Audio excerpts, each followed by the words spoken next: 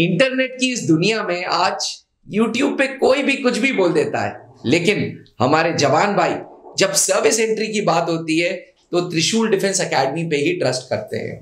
और ये मैं बड़े दावे के साथ इसलिए बोल रहा हूं क्योंकि जब भी हम सर्विस एंट्री की वीडियो डालते हैं तो उस वीडियो में कमेंट्स आते हैं, और कमेंट्स कोई और नहीं बल्कि हमारे जवान भाई करते हैं। लगातार अगर हम वीडियोस की बात करेंगे तो बहुत सारे ऐसे जवान भाई हैं जो बिना रैंक मेंशन किए हुए उन वीडियोस को फॉलो करते हैं, उन वीडियोस में अपने सवाल पूछते हैं और सवालों का फिर जवाब चाहते हैं। ऐसे ही एक सोल्जर हमारे साथ हैं जिनके कमेंट हमारे साथ हैं।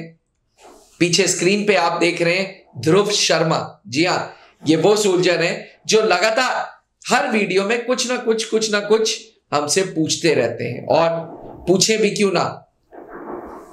1000 ऑथेंटिक सर्विस एंट्री के पर्सनल्स वाला ये प्लेटफॉर्म त्रिशूल डिफेंस एकेडमी आपके लिए हमेशा लेटेस्ट इंफॉर्मेशन लाता है, अप टू डेट इंफॉर्मेशन लाता है और कोई अजम्पशंस के बिना इंफॉर्मेशन लाता है। इसीलिए कैप्टन एसके सर को आप लगातार वीडियोस में नहीं देखते हैं, 15 दिन 20 दिन के गैप में देखते हैं, क्योंकि उस 15-20 दिन में जो लेटेस्ट हो रहा है सर्विस एंट्री में, चाहे वो एसीसी हो, चाहे वो एससी हो, चाहे वो पीसीएसएल हो, एएमसी एंटी हो, सर आप तक चीजें लेके आते हैं। सर सबसे पहले तो थैंक यू, आप ऑथेंटिक इंफॉर्मेशन शेयर करते हैं। एक ट्रस्ट जीतना बहुत बड़ी बात है, क्योंकि आज के टाइम पे हजारों यूट्यूब चैनल्स हैं सर जो हमारे सर्विस एंट्री के बारे में कुछ ना कुछ बात करते हैं, लेकिन इन सारे प्लेटफॉर्म्स को छोड़ के अगर सर्विस एंट्री एस्पिरेंट्स त्रिशूल को फॉलो कर रहे हैं तो एक पुरानी लेगेसी है, सिलेक्शंस की हिस्ट्री है, दूसरे आप हैं।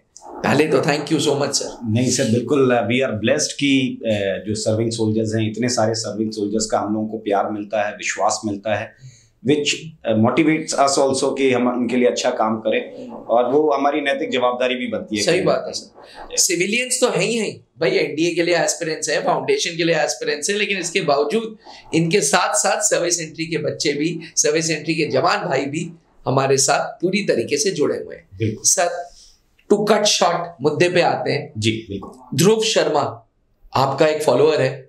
ओके। मेरे को रैंक नहीं पता, मैं रैंक बताऊंगा भी नहीं। थैंक यू ध्रुव। लगातार 2-3 वीडियो से क्वेश्चन पूछा जा रहा है, और क्वेश्चन ये पूछ रहा है कि सर्विस एंट्री वाले जब एसएसबी इंटरव्यू को फेस करते हैं तो पर्सनल इंटरव्यू होता है, पीआई जनरली प्रेसिडेंट या डिप्टी प्रेसिडेंट लेते हैं, आपने वीडियोस में बताया है। उस पीआई में, उस पर्सनल इंटरव्यू में सर्विस एंट्री के क्या क्या क्वेश्चंस पूछे जा सकते हैं, क्या क्वेश्चंस पूछे जाते हैं, पहली चीज, अगर हाँ तो क्या क्या पूछा जाता है उस पर्सनल इंटरव्यू में? जायज बात है, अच्छा क्वेश्चन पूछा है ध्रुव आपने जी। और सबसे पहले तो ये समझो कि जो पर्सनल इंटरव्यू है, इसको इंटरव्यू से ज्यादा आप एक इंटरेक्शन की तरीके से लिया करिए। एक सीनियर ऑफिसर जो कि ब्रिगेडियर रैंक ऑफिसर हैं या कर्नल रैंक ऑफिसर हैं, अगर आप खुशकिस्मत हो तो मेजर जनरल साहब भी आपका इंटरव्यू ले सकते हैं, क्योंकि हर सिलेक्शन सेंटर में एक मेजर जनरल साहब होते हैं जो कमांडेंट होते हैं, और वो सीनियर एसएसबी जो होती है उसके प्रेसिडेंट का भी रोल उनको दिया जाता है, तो वो भी आपका इंटरव्यू ले सकते हैं। ये इंटरव्यू आमतौर पर 40 मिनट से लेकर के 1 घंटे के बीच में रखा जाएगा, और इस दौरान एक पर्सनल इंटरेक्शन, मतलब आपके जीवन से जुड़ी हुई बातें ज्यादा जानने की इच्छा होती है उनको। Purpose is कि what all opportunities this youngster would have come across into his life, and how many of them were availed by him, how many of them were missed by him. If there was a kind of miss, what kind of miss it was, why he missed these kind of opportunity, whether it was a circumstantial miss or whether you did it intentionally. तो ये आपके व्यक्तित्व को काफी हद तक present करता है पूरी बातचीत के दौरान। साधारण सवाल जो सबसे होते हैं, जो सिविल एंट्रीज के साथ भी होंगे, आपके साथ भी होंगे, वो तो सब कॉमन होते हैं। You must know about yourself, you must know about your family, the place you are coming from, significances of your place, and your academics, your participation in various games and sports activities, what all hobbies you carry, what all interest you have in your life, what all responsibilities you held into your life till date, whether you had been part of NCC or not. ये सवाल तो सभी के साथ common होते ही हैं, ये इनके साथ भी रखे जाएंगे, about your friend circle and all. But service entry अगर कैंडिडेट आप स्पेसिफिकली उनकी बात अगर करें तो कुछ सवाल जायज बात है, क्योंकि आप एक सर्विंग सोल्जर हैं, तो वो सवाल आपसे पूछे जाते हैं ड्यूरिंग योर इंटरेक्शन। और पहला ही जो सवाल, जो बहुत साधारण सा सवाल है, वो आप मान के चलिए कि ज्यादातर लोगों से पूछा ही जाता है, you are already settled into your life but still you are looking for a commission rank now, what came into your mind, why you are looking for a commission rank now? क्योंकि आप तो service already कर रहे हो और आपकी pensionable job है, rather ये हिंदुस्तान के अंदर अकेला पेंशनेबल जॉब बचा है, और फिर इतने सिक्योर्ड लाइफ को जीने के बाद फिर आप कमीशन रैंक की तरफ देख रहे हैं, तो why you want to take commission into this organization now?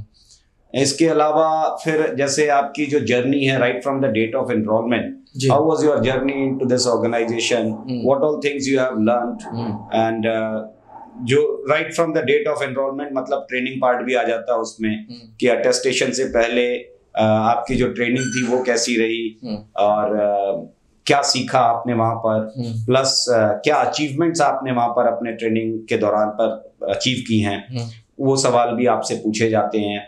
इसके अलावा जो है आपके जो सर्विस कोर्प्स है या जिस भी आर्म्स में आप सर्विस कर रहे हैं, जैसे आर्टिलरी में है, कोई इन्फेंट्री में है, कोई इन्फेंट्री में बहुत सारी इन्फेंट्री है, राजपूत है, सिख है ना, मद्रास है, तो गोरखा है, तो आप कौन से उसमें आ रहे हैं, आपके आर्म्स की हिस्ट्री क्या है, आपका जो सिग्निफिकेंसेस क्या हैं, तो इस आर्म्स ने क्या रोल अदा किया इस ऑर्गेनाइजेशन के लिए अभी तक, वो पता होना चाहिए एक सर्विंग सोल्जर को। अपार्ट फ्रॉम दिस आपका ट्रेड वर्क बहुत अच्छा होना चाहिए। मैं बार बार हमेशा कहता हूँ कि अगर सर्विंग सोल्जर को ट्रेड वर्क की नॉलेज अच्छी नहीं है तो वो कमीशन के लिए चांसेस बहुत बहुत कम हो जाते हैं, क्योंकि ये मान लिया जाता है कि जो जवाबदारी इनको अभी तक इस ऑर्गेनाइजेशन ने दी है वो जवाबदारियां इन्होंने ढंग से नहीं निभाई हैं। और जायज बात है कि जब तक आपने अपनी पुरानी जवाबदारियों को ढंग से नहीं उठाया होगा तब तक नई जवाबदारी कोई आपको नहीं देने वाला। इसके अलावा जो आप यूनिट, जिस भी यूनिट में आप सर्विस कर रहे हैं उसकी हिस्ट्री पता होनी चाहिए आपको, अपने रेजिमेंटल क्रेस्ट को आप एक्सप्लेन कर पाएं, क्या है आप जो बैज लगाते हैं टोपी के ऊपर, बैरे के ऊपर, तो वो उसका मतलब क्या है, उसमें क्या बना हुआ है, क्यों बना हुआ है, वो चीजें इन डिटेल पता होनी चाहिए आपको। Apart from this, how many commanding officers you have served under, who was your favorite commanding officer, what all qualities you liked very much in the individual, and was there any commanding officer with whom you wanted to build up a better relation or a better bonding but you failed to do so, दोबारा मौका मिले तो आप उसको बढ़ाना चाहेंगे। इस प्रकार के सवाल आ जाते हैं आपके पास। आपके रेजिमेंट में जो आपके कलीग्स हैं उनके साथ आपकी बॉन्डिंग कैसी है, किसके साथ आप सबसे अच्छी बॉन्डिंग शेयर करते हैं।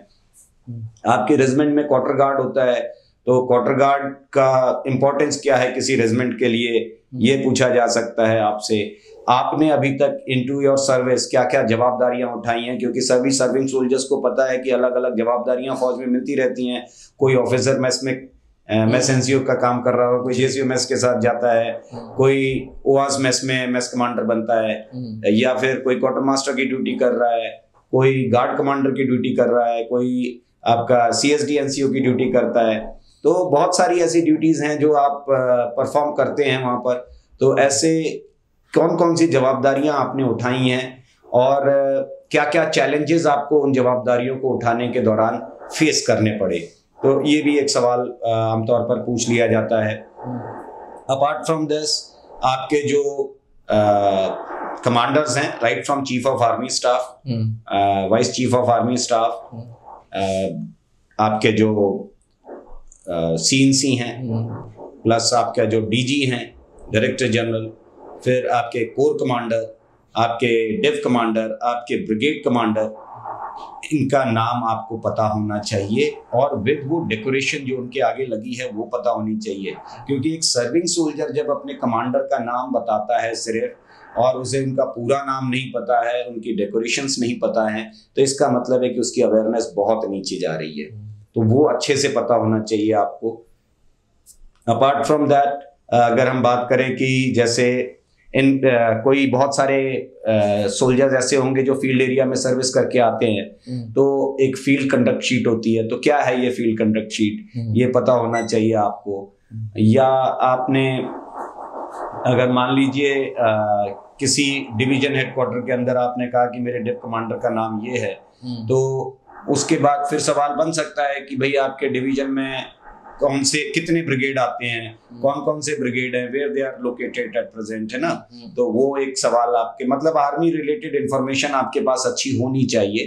अपार्ट फ्रॉम दिस, आपके जो इन्फेंट्री अगर सोल्जर है तो इन्फेंट्री का क्या रोल होता है बैटलफील्ड के अंदर, और उसको डिफाइन करें आप, ठीक। Why it is known as queen of the war, तो क्यों कहा जाता है इसे, ये पता होना चाहिए। आर्मर्ड वाले हैं तो उनको अपना रोल पता होना चाहिए बैटलफील्ड के अंदर। आर्टिलरी वाले हैं तो उनको पता होना चाहिए। फिर उसके बाद जैसे आप मान लीजिए कोई ऑपरेशन CI ऑप्स में जाते हैं, काउंटर इंसर्जेंसी ऑपरेशंस के अंदर जो पार्टिसिपेट करते हैं, तो वहां अगर आपका पार्टिसिपेशन दिख रहा है तो जायज बात है, वो आपसे पूछा जा सकता है कि क्या क्या चैलेंजेस काउंटर इंसर्जेंसी ऑपरेशनल इलाकों में इंडियन आर्मी को फेस करना पड़ता है आज की डेट में।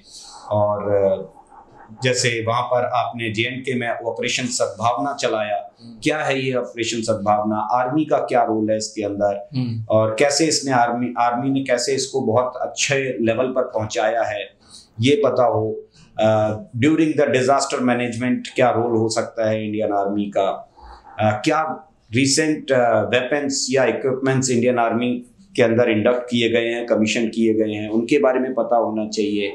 मेक इन इंडिया एक स्कीम चली है, अभी पीछे एक एक्सरसाइज हुई थी भारत शक्ति, जहां पर 17-18 जो इंडियन मेड वेपन्स डेमोन्स्ट्रेट किए गए थे, और उसमें लगभग 30 देशों के रिप्रेजेंटेटिव्स को बुलाया गया था।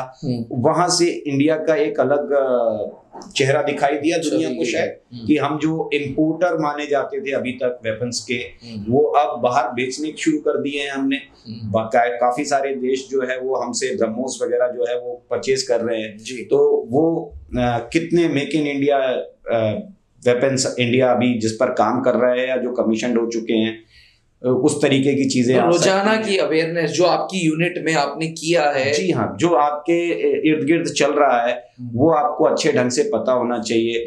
How many places you had been posted to, which was your favourite place, why it was your favourite place. अच्छा, तो ये भी एक सवाल आ जाता है सर्विस एंट्री कैंडिडेट के साथ। एक आइडियल इंटरव्यू मान लीजिए सिविलियन का 40 मिनट्स चला, तो सर्विस एंट्री का भी 40 मिनट्स चलेगा या ज्यादा? जायज बात है, इतना ही चलता है, 40-45 मिनट्स, मैक्सिमम 1 आवर जी। बहुत रेयर केसेस होते हैं जब 1 घंटे से ज्यादा कभी किसी का इंटरव्यू ऊपर जाता है, बट अंदाजन 40 मिनट से लेकर के 1 घंटे के बीच में ही आपका इंटरेक्शन होता है।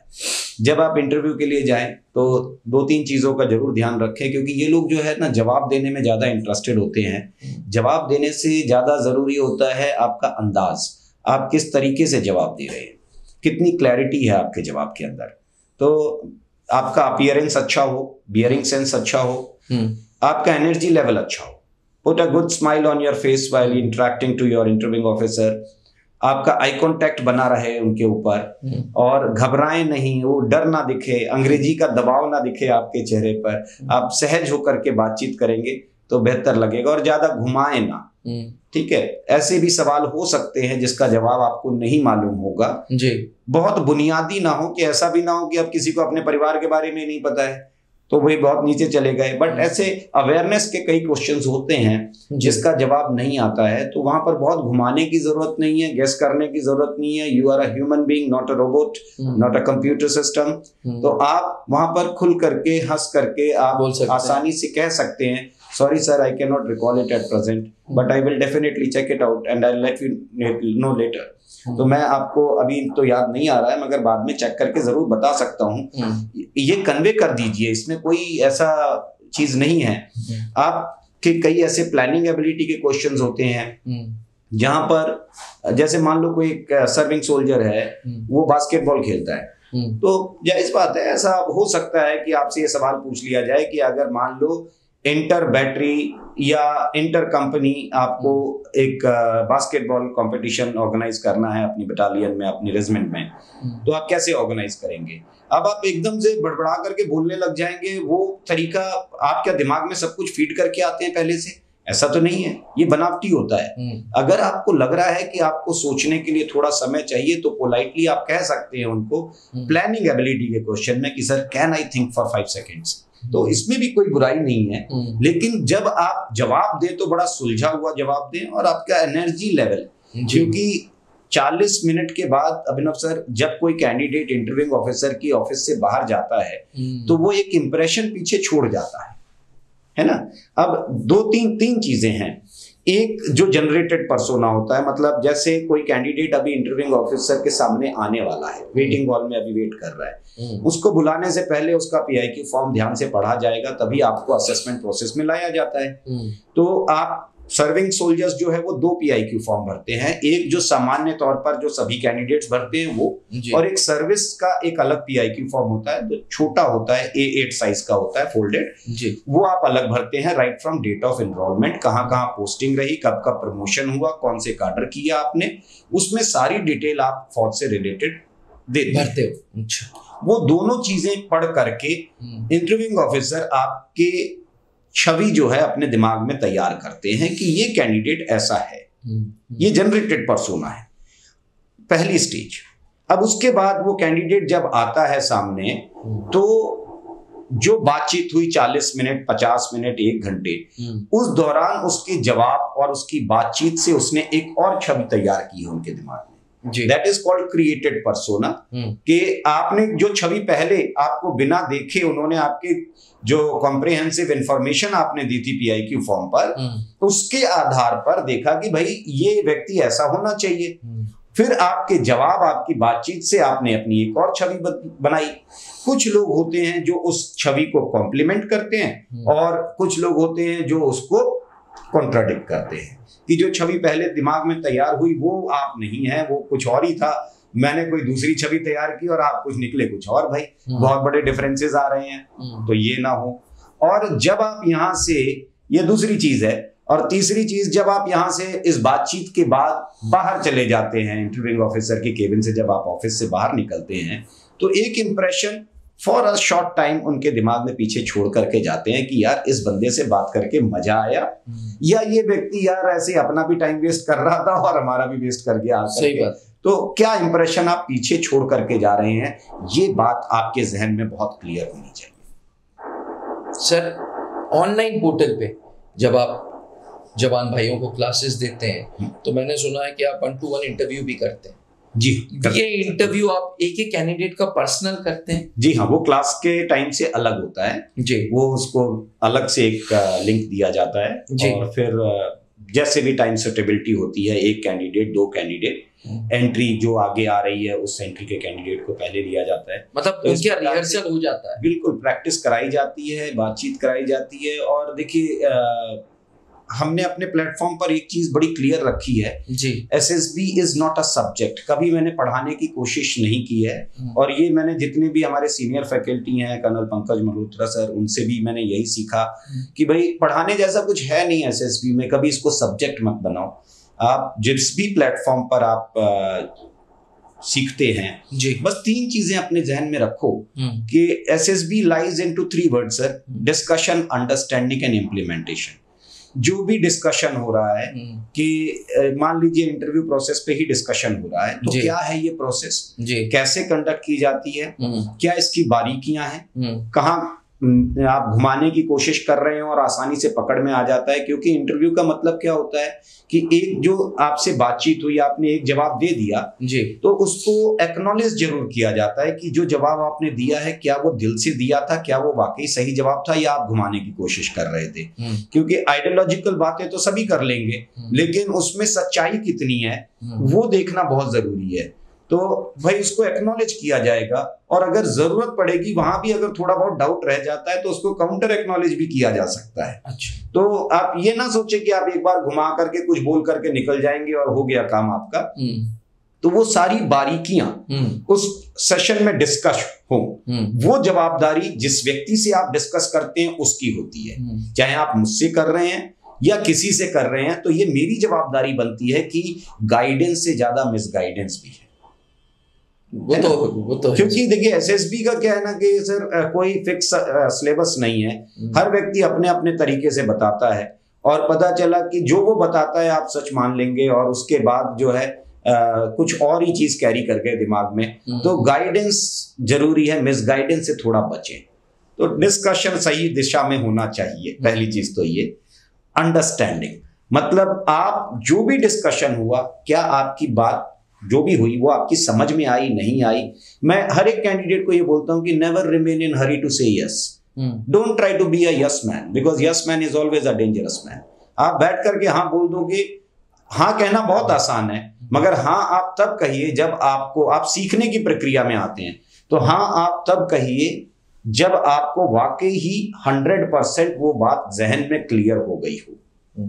क्योंकि लोग रजिस्टर पर नोट बना लेते हैं और कहते हैं यस सर, रजिस्टर भरा हुआ है, दिमाग आपका खाली है, एसएसबी में कोई ये काम नहीं आने वाला।